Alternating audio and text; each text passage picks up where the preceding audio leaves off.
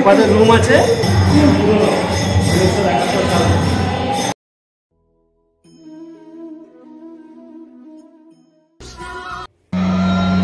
Hello guys, আমি Kanika Koyel. Welcome back to my channel Kanika Koyel vlogs. বন্ধুরা, আজকে আমরা এসেছি কিন্তু অ্যালবার্ট রোডের পাশে স্কনে, রাধাকৃষ্ণ টেম্পল, মানে স্কন, এটাকে দ্বিতীয় স্কন বলা হচ্ছে, কলকাতার স্কন বলা হচ্ছে। এক স্কন আছে আমাদের মায়াপুরে, আর এখন এটা কিন্তু আমাদের কলকাতার মধ্যে অ্যালবার্ট রোডের পাশে, মানে এই স্কনটা। এটা আসতে গেলে কী করতে হবে বলো তো? তোমার রবীন্দ্র সদন স্টপেজে নামতে হবে, মেট্রো করেই হোক বা বাসে করেই আসো। রবীন্দ্র সদন স্টপেজে নেবে 10 থেকে 15 মিনিট পায়ে হেঁটে চলে আসবে এই রাধাকৃষ্ণ টেম্পল। এই মায়াপুরের মতন দ্বিতীয় স্কন বলছে, মিনি স্কনও বলা হয়। এই দ্বিতীয় স্কনে চলে আসতে পারবে। আর বন্ধুরা, হিস্ট্রিটা তোমাদের বলে রাখি। এটা হচ্ছে 1965 সালে প্রভুপাদজি 40 টাকা পকেটে নিয়ে খিদিরপুর ডক দিয়ে তিনি জাহাজে করে যান আমেরিকায়। 1970 সালে প্রভুপাদজি আসেন এবং 1971 সালে এই স্কনটি স্থাপিত করেছিলেন প্রভুপাদজি। আর এই স্কনটা হচ্ছে কী বলতো, এই স্কনটা খোলে হচ্ছে তোমার ভোর 4:30 খোলে। ভোর 4:30 খোলে, তখন কিন্তু প্রথম আরতি হয়। আর 4:30 থেকে তোমার 5:15 পর্যন্ত খোলা থাকে। আবার 5:15 থেকে রাধা গোবিন্দজি সবাইকে ড্রেস চেঞ্জ করানো হয়। তখন কিন্তু মন্দির আবার বন্ধ থাকে, আবার খুলে দেওয়া হয়। তো 7:30 থেকে 10টা পর্যন্ত খুলে দেওয়া হয়। আবার 11টা থেকে কিন্তু প্রভুকে যখন ভোগ খাওয়ানো হয় তখন আবার গেটটা বন্ধ করে দেওয়া হয়। তারপরে ভক্তদের জন্য 11টা থেকে দুপুর 1টা পর্যন্ত খোলা থাকে। আর এখানে কিন্তু ভোগ খেতে গেলে দুপুর 1টার মধ্যে এখানে তোমার টুকন কাটতে হয়। সেই টুকন কিন্তু অকেশন অনুযায়ী টুকনের দাম হেরফের হয়। মানে যদি ধরো জন্মাষ্টমী, তারপরে রথ যাত্রা, হোলি, এইসব সময় কিন্তু তোমার প্রাইসটা একটু বেশি হয়। বেশি হলেও বেশি হয় না, মানে 50 থেকে 100 টাকার মধ্যেই থাকে। আর নর্মালি কিন্তু এখানে 50 টাকা থেকে 60 টাকার মধ্যে কুপন কাটতে হয়। তো প্রত্যেকদিন 1টা থেকে এখানে কুপন কেটে ভোগ খাওয়ানো হয়। বিকেলে খোলে তোমার 4টে থেকে রাত 8:30 পর্যন্ত খোলা থাকে। সন্ধ্যে 6টায় তুলসী আরতি হয়, সেটাও তোমাদের সঙ্গে শেয়ার করবো। আবার 6:15 কিন্তু সন্ধ্যা আরতি হয়। তারপর সন্ধ্যে 7টার সময় এখানে ভোগ বিতরণ হয়, মানে খিচুড়ি ভোগ দেওয়া হয়, সেটা কিন্তু ফ্রিতে। তো আমি তোমাদের সঙ্গে সবই শেয়ার করবো। তো এবার সঙ্গে থাকো, পুরো ভিডিওটা দেখতে থাকো।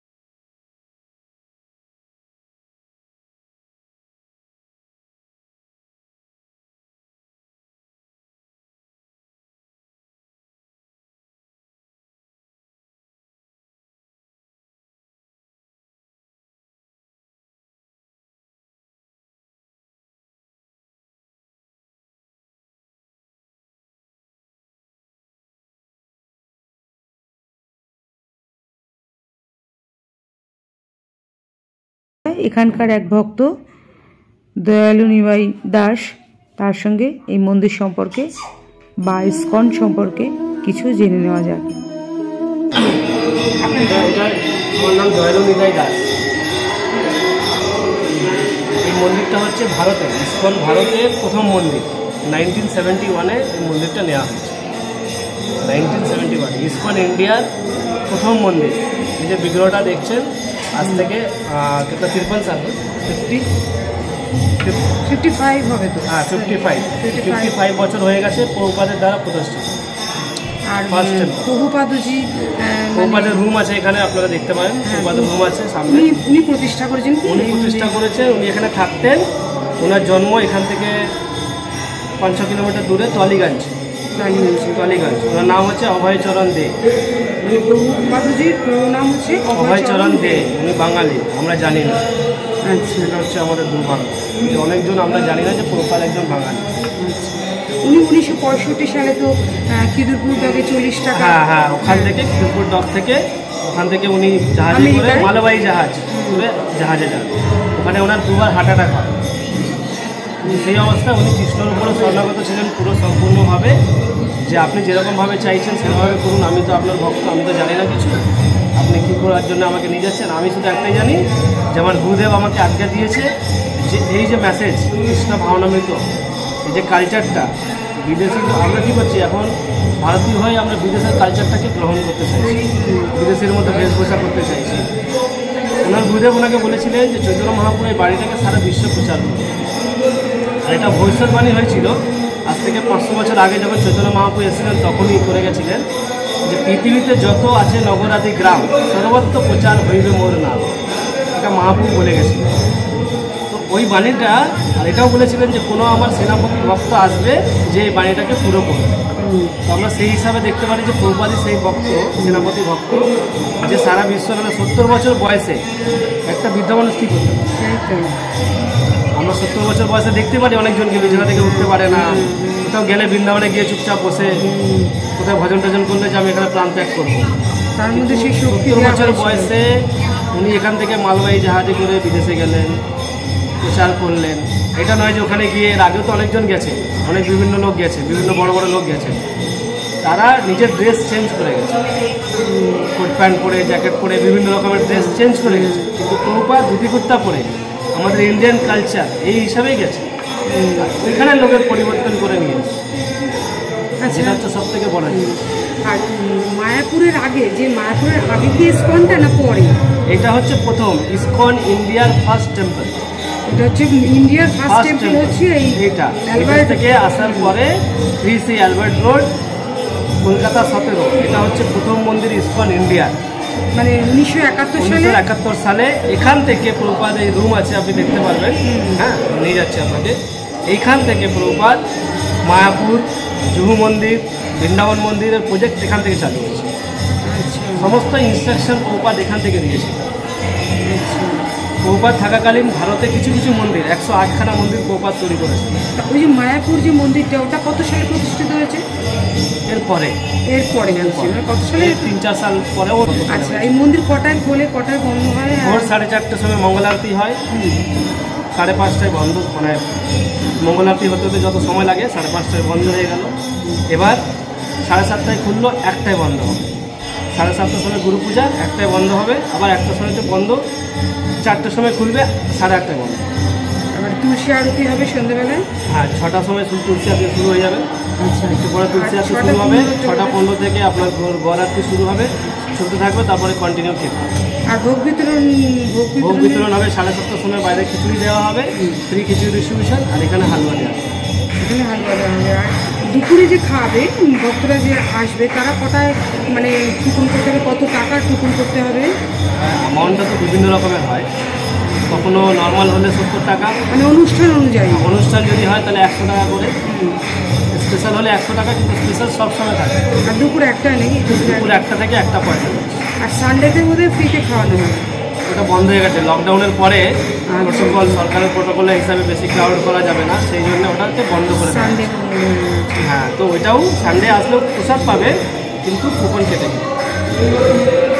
আচ্ছা, থ্যাংক ইউ, আপনাকে ধন্যবাদ। এবার এবার আমাদের রুম আছে, হ্যাঁ আপনি চলে আসুন দেখিয়ে দিচ্ছি। হ্যাঁ বন্ধুরা চলো এনার সঙ্গে যাচ্ছি প্রভুপাদজি যে ঘরে থাকতেন সেই ঘর।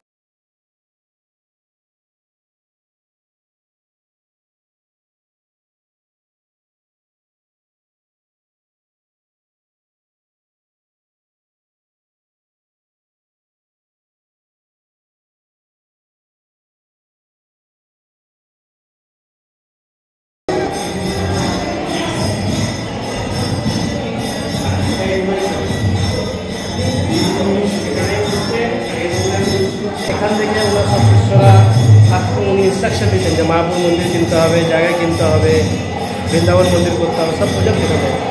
মানে এখান থেকেই শুরু একদম এটা প্রথম না ফার্স্ট এই যে জিনিসগুলো দেখছেন, এটা প্রথম কপি যখন উনি ভাগবতম ট্রান্সলেট করা শুরু করেন, ফার্স্ট কপি, প্রথম কপি।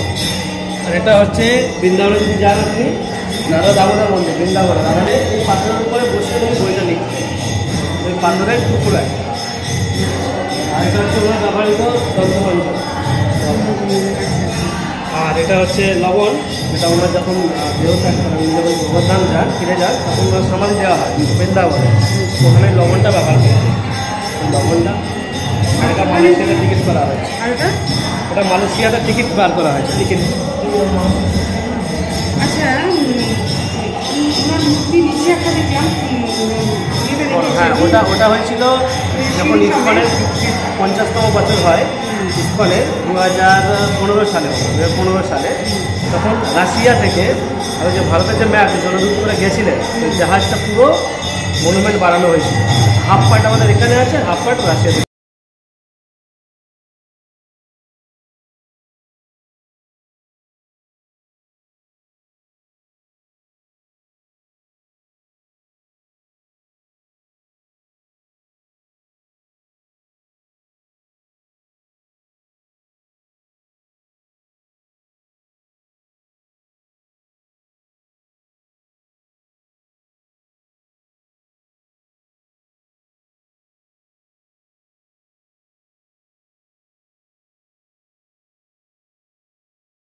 রাশিয়ায় রয়েছে, আর হাফ পার্ট আমাদের এই অ্যালবার্ট, কলকাতার অ্যালবার্ট স্কনের সামনেই রয়েছে, প্রবেশদ্বারের সামনেই। সেটাই তোমাদের সঙ্গে শেয়ার করছি, দেখতে থাকো। এই সেই জাহাজের হাফ টুকরো, হাফ টুকরো এখানে রয়েছে আর হাফ টুকরো রাশিয়ায় রয়েছে। বন্ধুরা আমি এবার তোমাদের পেছন গেট থেকে উপরে উঠছি এবং নিয়ে যাচ্ছি সন্ধ্যা আরতি দেখার জন্য। তার আগে তোমাদের বলে দিই, এই গেটের, এই পেছন গেটের কিন্তু ডান পাশে ওয়াশরুম আছে, তার পাশে লিফট আছে। যাদের উঠতে অসুবিধা সিঁড়ি দিয়ে তাদের জন্য লিফটের ব্যবস্থা আছে, ওঠা নামার জন্য লিফট রয়েছে। তার পাশে দেখো সিঁড়ি রয়েছে, এই সিঁড়ি দিয়ে আবার আমি উপরে যাব মন্দিরে তুলসী আরতি এবং সন্ধ্যা আরতি দেখাবো বলে।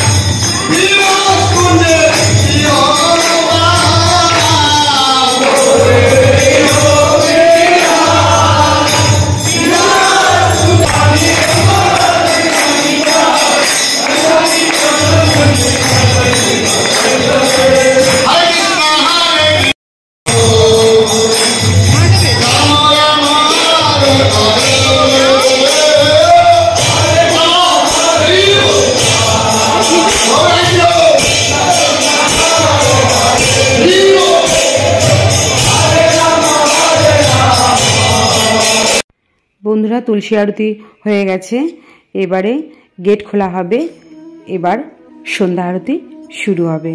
তো সঙ্গে থাকো, সন্ধ্যা আরতি দেখতে থাকো।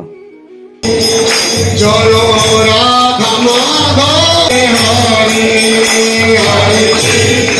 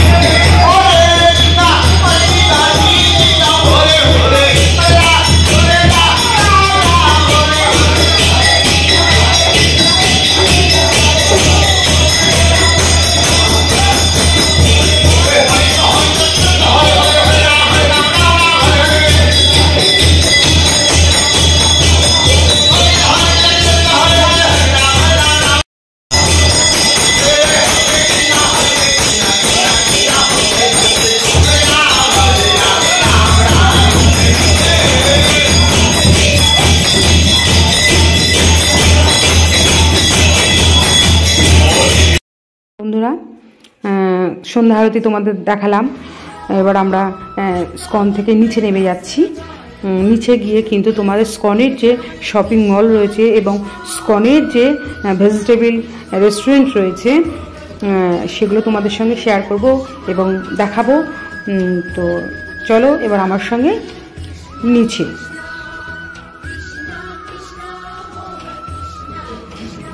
বন্ধুরা, এবার আমরা ঢুকছি স্কনের শপে। তো দেখতে পাচ্ছ এখানে কি কি পাওয়া যাচ্ছে এই শপে। দেখো, রাধাকৃষ্ণের মূর্তি এবং ফটো, পাথরের মূর্তি, মাটির মূর্তি, ভাগবত গীতা, ছোট গীতা, বড় গীতা এবং রাধাকৃষ্ণের, গোপালের জামা কাপড়, প্রভুপাদজির মূর্তি, মালা, তুলসীর মালা দেখতে পাচ্ছ, বালিশ, ঠাকুরের সিংহাসন, ঠাকুরের বিছানা, প্রদীপ, ধূপকাঠি, মোমবাতি রাখার জায়গা, ব্যাগ, বটুয়া যেখানে জপমালা রাখা হয় এবং জামা কাপড়ও রয়েছে দেখো কটনের এবং নানান ধরনের দেশ বিদেশের ভগবান শ্রীকৃষ্ণের বই কিন্তু এখানে পাওয়া যাচ্ছে। তো এবার আমি তোমাদের নিয়ে যাচ্ছি গোবিন্দ রেস্টুরেন্টে, পাশেই রয়েছে। রেস্টুরেন্টে ঢুকে পড়লাম। দেখো এখানে নানান ধরনের মিষ্টি রয়েছে, কেক রয়েছে একটু ভেতরে টেবিল চেয়ার পাতা আছে, সেখানে তোমরা পরোটা, লুচি, আলুর দম, মানে ভেজিটেবল যাবতীয় ভাত তরকারি সবই খেতে পারো, কিন্তু সবই ভেজিটেবল তোমাকে খেতে হবে এখানে। তো দেখতে পাচ্ছ এই জায়গাটা কিন্তু লাঞ্চ বা ডিনার করার জায়গা। তো আমরা এখন বেরিয়ে পড়লাম। তো আমরা এখন চলে যাব সোজা বাড়িতে।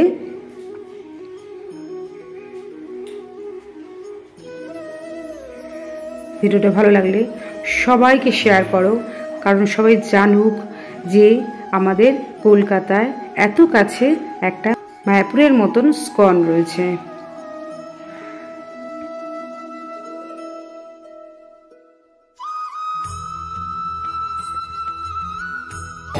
অ্যালবার্ট রোডের পাশে দ্বিতীয় স্কন দেখলাম এবং তোমাদের সঙ্গে শেয়ার করলাম। তো তোমাদের যদি আজকের ভিডিওটা ভালো লাগে তাহলে অবশ্যই কিন্তু তোমরা স্কনে অবশ্যই এসো। যাদের হাঁটুতে ব্যথা, পায়ে ব্যথা, দূরে যেতে পারছো না, মায়াপুরে যেতে পারছো না, তারা কিন্তু এই তোমার রবীন্দ্র সদনের পাশে অ্যালবার্ট রোডের উপরে এই দ্বিতীয় স্কনটা দেখতে অবশ্যই চলে আসো। আর যদি আমার এই ভিডিওটা ভালো লাগে তাহলে অবশ্যই লাইক করো, কমেন্ট করো, শেয়ার করো অন্যান্য বন্ধুদের সঙ্গে, কারণ অনেকেই তো জানেন না যে এত কাছে একটা মায়াপুর স্কনের মতন একটা স্কন এখানে আছে। তো তারা জানতে পারবে, তাহলে অবশ্যই শেয়ার করতে ভুলো না।